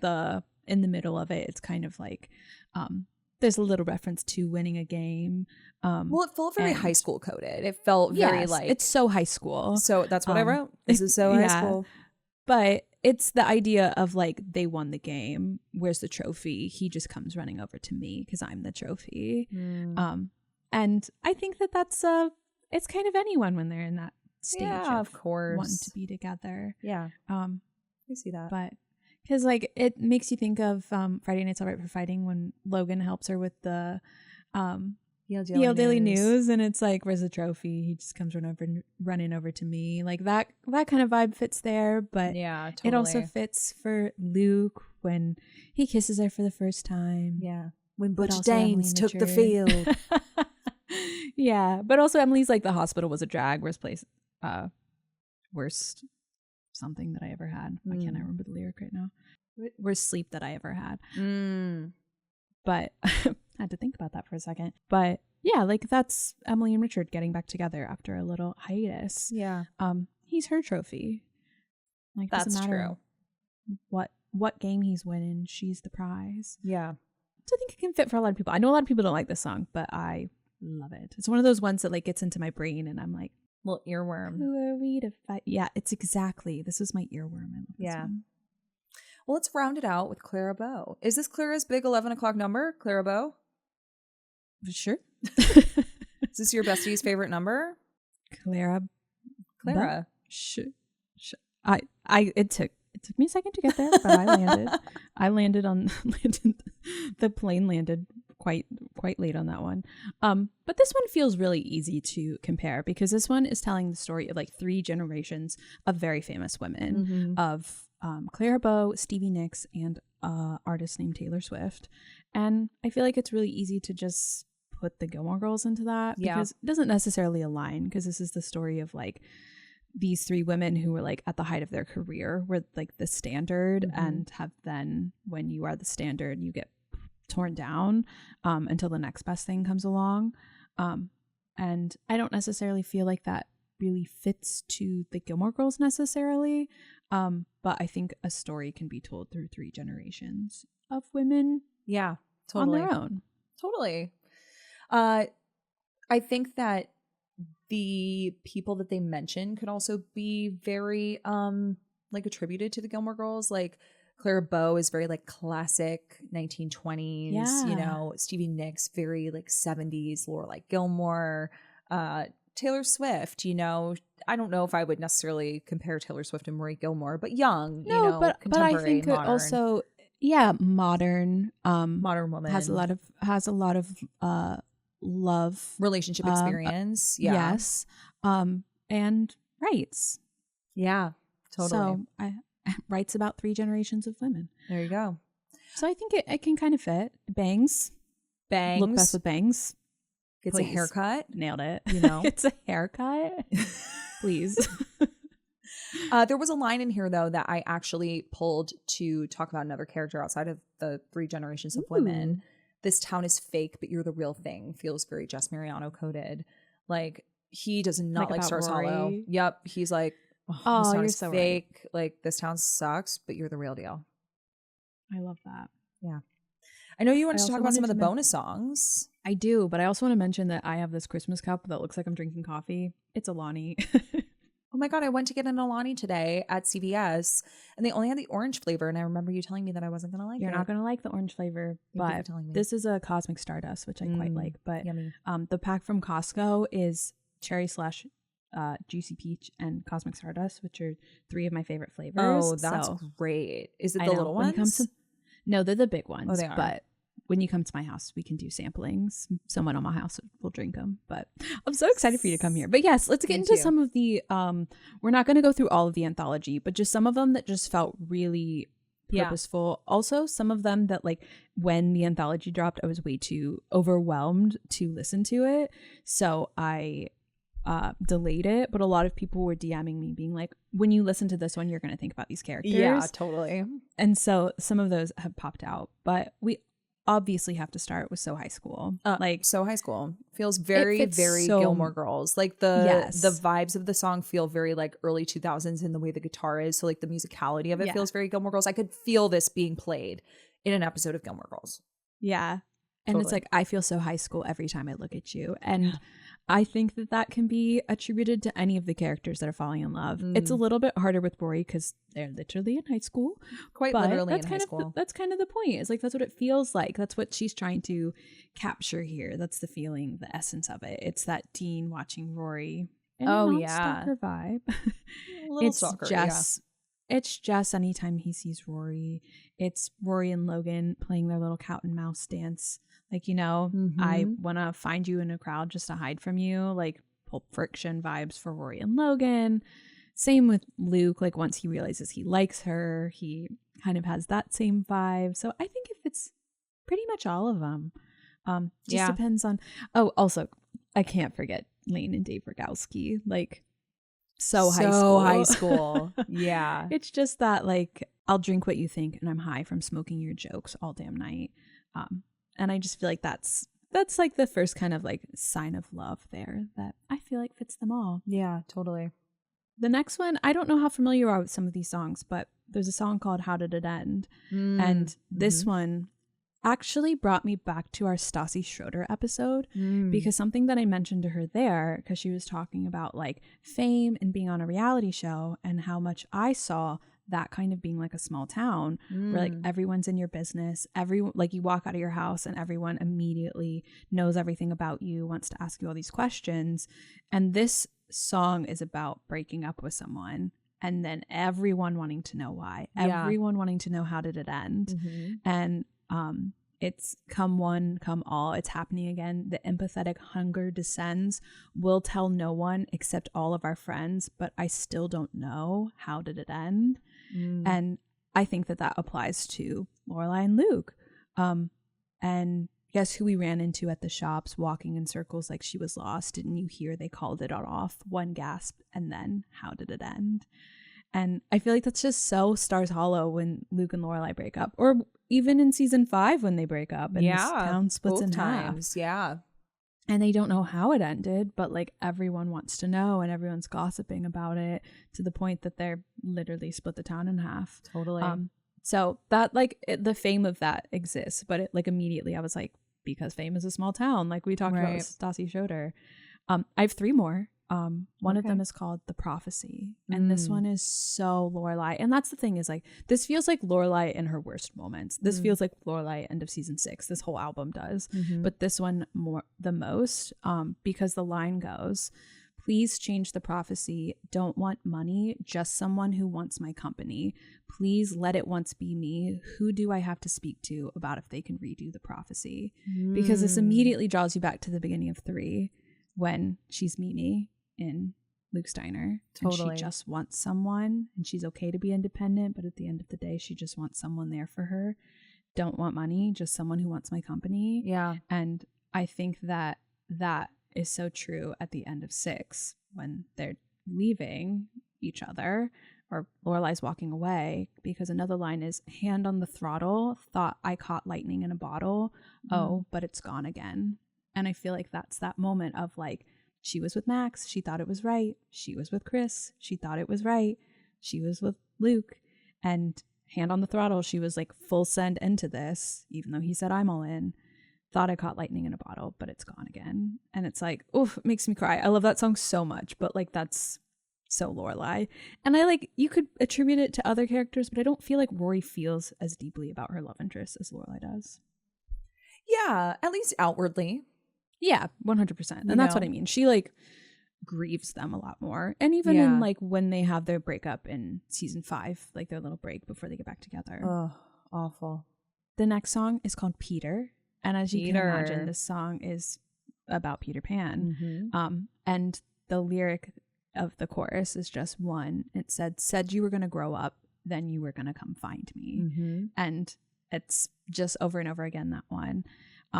And she says, I won't confess that I waited, but I let the lamp burn. And as the men masqueraded, I hope you'd return with your feet on the ground. Tell me all that you've learned, because love's never lost when perspective is earned. And you said you'd come back and get me, but you were 25. And the shelf life of those fantasies had expired, lost to the Lost Boys chapter of your life. And that's so Chris. It's Chris. Like, he was supposed to grow up, and he never did. Yeah, that man. Even in the revival, I still feel like he's that same man who's not owning up to what. I mean, he kind of in 6 does. He kind of does. He supports them, as but we're it's only kind once of exploring right now. he doesn't understand the concept of emotional support as opposed to totally. But monetary promises ocean deep, but never to keep is Chris. Yes. And oh my gosh, you know this song? I went through the anthology just like in anticipation of you going through the anthology with me, and I like wrote down some songs. For a second, I was like, wait, Tara knows the lyrics off the top of her head? No, ma'am. Well, birthday present to myself. Happy birthday to me. No. I went through some of these because I was like, I have a feeling, I mean, because The Bolter was on the anthology, and I was like, we've talked about The Bolter so much, we can't not talk about it. But I was like, let me just listen to some of these. I'm here, like I might as well. I'm here. I might as well. But Peter was 100% Lorelai and Chris. Life was always easier than it was on me, and that felt so like it could be attributed to Logan and Rory and like how she kind of views Logan's life. Like, you have everything you could possibly want. People would kill for what you have. And he's like, I have no choice. I have one door. I'm being pushed through it. And I do feel like there are some similarities between that situation and Lorelai and Chris, because in so many ways, we talked about this a couple weeks ago. I think on a Gilmore to Consider. I don't know if it was a GTC VTO or a general GTC. I actually think it was about comparing, was it comparing Logan with Christopher? Yeah, it had to have been on the GTC, like if Mitchum had died, that one. Yes. And it was about like the lineage and the kind of like passing of the torch between, men in the family and how they pass that on, and how in a lot of ways Chris probably had a lot more riding on his family name, and similarly, Logan experienced that as well. But I do think that someone also brought up that to a certain degree, like men in that situation kind of have their lives laid out for them, whereas women are have a little bit more flexibility, but at the same time don't. They're kind of also expected to fit this mold. And so I think that for Lorelai, she probably could have made the argument to Chris, like, things are always a lot easier for you than they were for me. Also to the effect that Lorelai raised Rory. Like, there was never an expectation that he was going to do it, be a single parent to this child in any meaningful way, other than like dropping in for Christmas Town of his own. Yeah. But also that his father didn't hold him accountable for anything that happened. Like, she ruined his life. She had that baby. She ruined his life. She seduced him. It was like, it's always on a woman. And it's all her fault. The man's responsibility is so... I'm not saying this is such a generalization, but specifically in this situation, like, Chris was viewed as the golden boy completely by her parents, by his parents. It was all Lorelai's fault. And it's like Christopher's return in season 1, when Christopher returns. That's what that whole episode is about. Yeah. Like, not about, but there's a whole scene about that this is her fault, and that it was never on Christopher. It was never his fault. It was never his like problem to live up to. Mhm. He was bound for Princeton. He was bound for And she Princeton. fucked it Yeah, up. totally. And so life was always easier on him. So that's what I mean when I say that, like, Yeah. the torch being passed from his father down to him, he didn't even blame Chris. He blamed Lorelai. And Yeah. I just found that lyric to be so it speaks so much to the relationship that they had, because of course, like, there were times when Christopher, it probably didn't feel super easy for him. And I know that Logan feels very similarly when Rory has that Yeah. perspective on his life. So you could also attribute it to Logan's journey in seasons 5 and 6 when he doesn't really want to grow up. He doesn't want to have to, like, Yeah. you know, take on this this role and responsibility that his dad has been kind of like dangling over his head for his Yeah. entire life. And he wants to go out and party and like be with his friends and jump off cliffs and out of planes, and, you know, Yeah. he doesn't want to grow up. And that's where, like, the Venn diagram Because he's being of Logan forced and to Chris, grow up in one way. Yeah. Correct. Yeah, but Whereas that's Chris where kind that of comes just together. got to meander about until But to be fair, something Chris stopped. was probably always expected to grow in a very specific way and defied that, but he was never held accountable by his parents or even Lorelai's No. for taking a different path. or even Lorelai. No one fair. holds the smallest man who ever lived accountable except for us.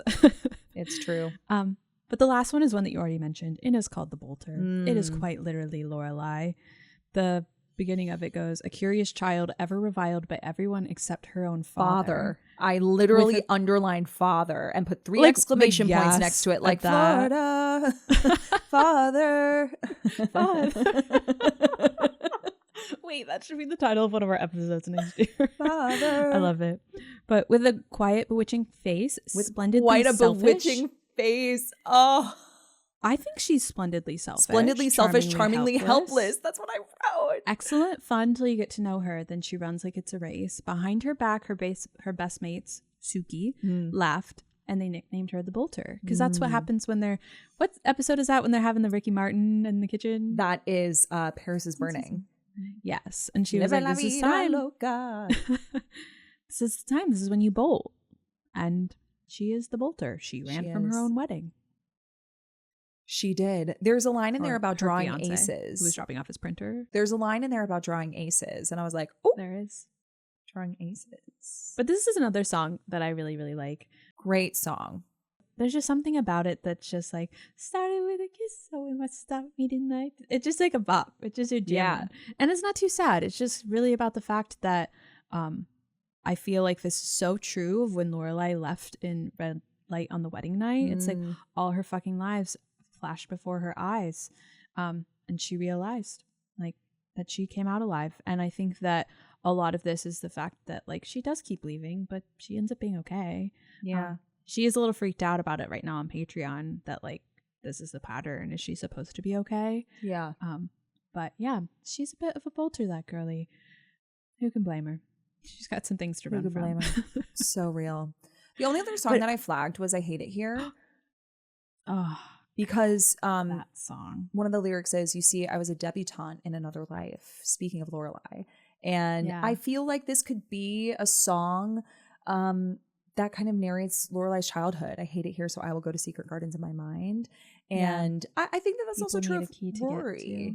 You know, like The only one maybe is she mine. doesn't necessarily hate it in Stars Hollow, but I think like at Stars Hollow High, she didn't really feel seen. And it was just kind of like, I live in two worlds. One is a world of books, you know? Yeah. That's a secret garden in her mind. It's like, this is such like if you love books, movies, music, this is like so for you. Like I hate it here, so I will go to secret gardens in my mind. The one that people need a key to, the only one is mine. I read about it in a book when I was a precocious child. Precocious. She loves that word on this yeah. album. Precocious. She really does. And I think that's the thing is like a lot of precocious children grow up to be a little burnt out. So I would say that's true about a lot of girlies on this show. Mm-hmm. But So yeah, true. that's one of my favorite songs. That song, when I first heard it, I just immediately started crying, sobbing. Yeah. Yeah. Because Totally. that's me. And it's not that I hate it here, but I just like it in my mind better. It's like it's more fun up there.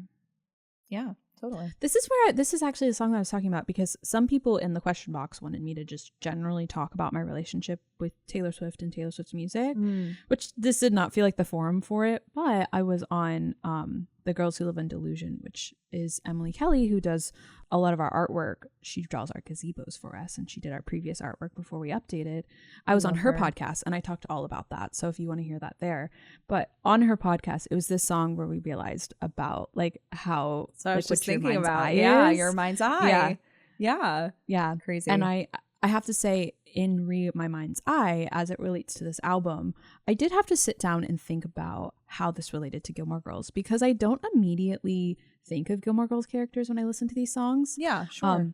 It's more so like I have a whole image in my mind, like characters from that song like emerge, like this whole little storyline, and I can see the entirety of it. And it's not even necessarily Taylor Swift's life. It's just what I see, what my mind imagines for me. Totally. So I did have to think a little bit about how Gilmore Girls fit into this album. No, me too. And when you mentioned it yesterday, I was like, oh yeah, I don't know. And then as I started listening, I was like, no. There's so much here that we There's can pull so from. many lyrics, but that fit. more over lyrics, less like full songs that feel like they are all encompassing. Like I felt like when we did Folklore and Evermore, those songs were so easy to pinpoint and tack onto a character or relationship or scenario in even the 1989 storyline. Yeah, I felt like 1989 as well. Yeah. But I thought Folklore, for some reason, those are felt just Gilmore Girls Gilmore albums. Girls coded. Folklore, Yeah. Evermore, And Gilmore. Folklore, Evermore, Gilmore. That's what we should have called it. Well, we can always go back and change it. We make the That's rules. true. This is our house. This is our place. We make the rules. But make I'm the so glad we calls. did this today. Did you have a fun birthday? I did have a fun time. Good. You know, earlier this week when we were like trying to plot out what we were going to do for this birthday episode of mine, because it's like, I don't know why it's more exciting to do a birthday episode knowing that this is coming out on my birthday, because not everyone is going to listen to it on the 3rd. Yeah, but of like, course. there's just something cool and fun that like the published timestamp of this is December 3rd. And we were trying to figure out what we wanted to do. And I kept really stressing about this episode because I knew we were going to end up doing Tortured Poets Department because I love this album. Yeah. And like I said, though, like I had a hard time like getting to the Gilmore of it all in the Tortured Poet of it all. But going through all these, I had a lot of fun, and I like love how deeply you went into it and that you actually listened to the anthology. Yeah. I'm committed. Quick review. What did you think of the album as a whole? I think the album is beautiful. I can't say it's like one of my favorite albums of hers. There are some songs on there that I really love. You know, I just think she and Jack Antonoff, like they're beautiful lyricists and they make really, really great music together. So can't deny that. But just comparing it up against, not to compare it to anything else because that can kind of be the thief of joy, as they say. But, you know, looking at the Grammy nominations and all of the music that came out this year, there were so many artists that I really identified with this year. Oh my God, like Sabrina Carpenter, Chappell Roan, like just some really amazing female artists. So kind of looking at Taylor's album up against Cowboy Carter. I mean, like looking at that album, this album up against like so many songs that I felt like I identified with this year, it definitely didn't hit me as hard as like Folklore when it came out in 2020 and 1989 when it came out in 2014. 2014, 2013? 14. But it's still really, really it's a beautiful album, and I'm glad that she's seemingly in a much better place. I'm glad she was able to get a lot of her get it all out. Really icky feelings out to the world so that people feel a little less alone when they maybe are in situations like that. Where does this fall for you on your lineup of Taylor Swift music? You know, this one was a grower for me. Totally. This one, when I listened to Midnights for the first time, because I personally am a Midnights girly. I know you are. When I listened to Midnights for the first time, like where I was talking about, it was a hard time to like raise that, like the elevate your mindset after listening to a song that you liked and get into the mode of the next song and love that just as much. I had no problem with Midnights. Every single song was hitting me so hard, and I just like cried, I danced, I had such a great time. Not to say I didn't feel that way with Tortured Poets, but I think because you're just like getting hit after hit after hit. Like I'm living through the worst parts of my life. The worst parts of her life and reliving the worst parts of yours. Yeah, totally. The first listen was kind of hard, especially knowing there was more to listen to. I really do like the anthology because that's with Aaron Dessner, who did like Jack and Aaron did Folklore with her, and they're her newer collaborators like later post 2020.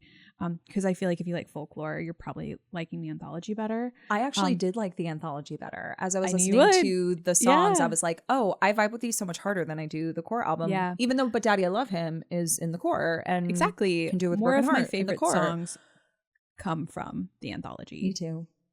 It's just there's something about it that I just love so much. Mm-hmm. But I would say overall, Tortured Poets feels like Midnight's and Folklore a little bit together. Like Totally had a can little agree. Yep. Midnight's Folklore reputation had a bit of a sonic lyric baby. And those are my top 3. So arguably this should fall like towards the top, but I haven't been able to emotionally place it anywhere. Yeah, that's I it's think- tough. Because like it's for me, it's Midnight's rap Folklore. So I think that Tortured Poets comes next. But like to then downgrade any of the other albums, I'm like, but I can't do it. So they all kind of exist in like a line. I understand They that. exist in a line, and then Speak Now is under all of them. But Really? That's your least yeah. favorite. It is my least favorite. I do love a lot of the songs from there, but Of it is my least course. favorite album. Wow, I didn't know that. Yeah. But yeah, I really, really love it. And I agree. I think that this one, I don't necessarily think it's gonna stand out at the Grammys. I think she's had a nice run of like a 3 album win, like Slay Girl. Totally. But yeah, I think that this one is Yeah, I think you don't have to get a Grammy in order for something to be no. beautiful and iconic. But I think given her track record at the Grammys, I think a lot of people expect her to turn out albums and then, you know, top the Win. charts and Yeah. win. And she does top the charts. She 'cause she's typically good and does. she's popular. She's very good Yeah. at what she does. However, I do think that if this wins Album of the Year, I think everybody will be like, what? Because as I mentioned, there's just so much like so much good content so out there much right good now, music. good music, Yeah. and also by like other incredible female artists that I think 100%. that if she were to win it, it wouldn't feel, not that she didn't earn it, because like she earns I know everything what she you does. mean. She works It so almost- hard. Even if it was like felt like it 100% deserved, which like if she wins, it's good. Yeah, of course. But I think it's gonna be perceived as like, oh, again. yeah, again, And it's hard because like we love to tear women down when they're at their peak, 100%. especially if you're like continuously winning. But there are so many good albums out that are nominated for Grammys that I like think deserve to win. Sabrina. Like I think like Sabrina and Beyonce and Charlie put out. Charlie really good also put out. albums I this mean, year. I will say Short and Sweet is probably my favorite album this year, but Yeah, I I love Short and don't Sweet. know that it's going to win Album of the Year. I don't know. I would hope so. That's fun. That could be fun. Yeah. But I also just think that Chappell Roan, she is like, oh a my God, yeah. force to be reckoned with. Good Luck Babe is a musical masterpiece. H-O-T-T-O-G. Pink Pony Her Club. songs, like, I feel like those like would be impossible to put to Gilmore Girls characters. Can you imagine? Logan is hot to go. Tara was about to say H-O-T-T-O-G-O. that. Logan is so hot to go. H-O-T-T-O-G-O. Logan Jess and the is so Revival hot is hot to go. Yeah, You guys no. can skip this part. Yeah, you guys. It's okay if you've left already. Bye. Okay, if you were like, oh, I'm done with this. Okay, I didn't think Yeah. it was gonna be this. No, but I've been thinking about that a lot because I know that she was nominated with Post Malone, as I mentioned at the beginning of this Oh, episode. yeah. Fortnite was nominated, but it's just like looking at everybody who was nominated, and most of which are women, which is an incredible feat. Love it. Like The that's Year of such the Lady. an amazing. be every thing. year. I know, but like women put out such incredible music this year, and like Sabrina Yeah. is in like such an incredible era of her life, and I know she and Taylor are really good friends, so no matter what happens, everybody's gonna be happy for each other. But I do think that if Taylor were to win after having like such a streak, I do think people would find it frustrating and be like, can somebody else get an opportunity? Yeah, it's like you know? it's like frustrating in like a sad way, but Yeah. like because she's so popular, it's Totally. like, it feels like she's just gonna win. But yeah, there's a lot of good music this year. I also really like Gracie Abrams, The Secret of Us. Mhm. Her song with Taylor, Us, is nominated, and quite love great. that one. Yeah.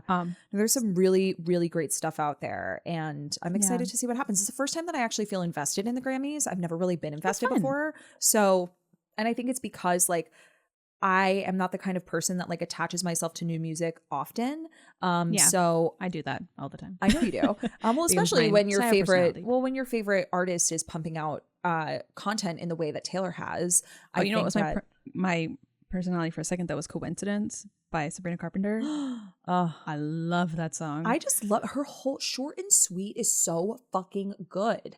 The I album know. is I wish I could so- have seen her in concert. Yes, I I feel did like see she's her though. putting She was on- at the Eras tour. She was at the New Orleans show. Like she just seems like she's putting on such a great show. So I think that she's almost kind of in like her 1989 era. Like if I had to I'll vote for equate her. it, Yeah. to like Taylor's career, though she's not, obviously not as much of a household name as Taylor Swift is, but she's like climbing, and I just am She's so getting happy for there. her. Apartment name. Smaller houses. Yeah, like maybe like a yeah, like an apartment. Townhouse. She's a little- townhouse she's name. like a little townhouse name. But Yeah. she's doing so well for herself, and Chappell Roan is at like the beginnings of her career, and Charlie XCX is doing so well. It's just like, and Beyonce, of course, is Beyonce, and doing I something so know. different She's than she's the ever most done nominated before. now. Yes, which is so exciting for her. Because like the CMAs. Totally. Ugh. Ah, Yeah, that was really like- heartbreaking. I know, because Cowboy Carter is so good. Also featuring Post Malone. Also featuring Post Malone. What are they also called? a great Levi song. Jeans. Love Mm. that song. Oh my god. It's a great album, and I hope that, you know, I would love to see like everybody walk away with something. Tara's like, I just want everyone to win. everyone to win. I just want But- world peace. Everyone gets a piece of the crown. I just feel like world peace. It's so funny. We watched Mean Girls the other day. I think I told you, and so I just feel like Yeah. the references have been like it's like right in your mind. flowing. Which I feel like that's very Gilmore Girls of us to just drop references of movies we're watching lately. So true. But I just think everyone deserves it. Like there isn't anything out there right now that I'm just like meh about. But I will say that like because I don't necessarily feel like Torture Poets Department is one of my favorites, that's a little bit why I'm like, Yeah, that's fair. Yeah. You know, I would like to see something else take home the Grammy. And who's to say? I guess we'll find Who's out. to When did say? those happen? January? I think January Yeah. or February. January, Sometime in February. the new year. We'll find But out. But yeah, this part wasn't about Gilmore Girls, but I feel like music. Just music that's in general. relatable. It totally Yeah. is. And I'm sure people have opinions. But speaking of opinions, as we've mentioned before, Speaking of opinions, we have tons. But as we mentioned before, we are going to be doing a few Gilmore to Considers during the holidays. And so Yeah. if you had feelings, I know there are a lot of Swifties out there. If you had feelings about what we talked about today and you agreed or like vehemently disagreed, or there were things that we didn't touch on, please call in. We would just have such a fun Yeah. time talking about this, especially Haley. Yeah. So be sure to call our voicemail line, which is in our show notes. So today is my actual birthday, of course, December 3rd. I feel like I need to say it as often as possible. Happy birthday to me. But next Monday, happy birthday to Tara. And so we will, of course, have our next episode next Tuesday be all about Miss Tara in her 33rd year of life. And as we did for Haley's birthday, we also put up a question box for my birthday episode. And what people wanted to see last year was really easy because I was turning 32 and that was my Lorelai year. So I was like, that's my favorite character. I'm turning 32. This is such a huge deal. Like this is an age that I've looked forward to, but is also a little scary to now be the same age as like a character I viewed as a mom growing up. So I'm definitely going to report I am back. mom. I am now mom. But I am definitely going to report back on all the things I talked about in last year's episode and kind of like the bucket list of items I had to check off my list to have a little bit of a Ooh. Lorelai year and kind You of can update guide me you. into my 32. Exactly. I'm so excited. So we're going to touch on that. But what a lot of people wanted to hear about in reference to the question box that we posted on Instagram was about my time on Broadway. And I thought it A would be Broadway baby. I am a little bit of a Broadway baby. For those of you who don't know, I work on Broadway. And I thought it would be really fun because Broadway and show tunes and musical theater has really found its way into the Gilmore Girls universe. And I would love to talk Yes. about the Venn diagram of Broadway and Gilmore Girls. And we'll have more to say on that in the next episode.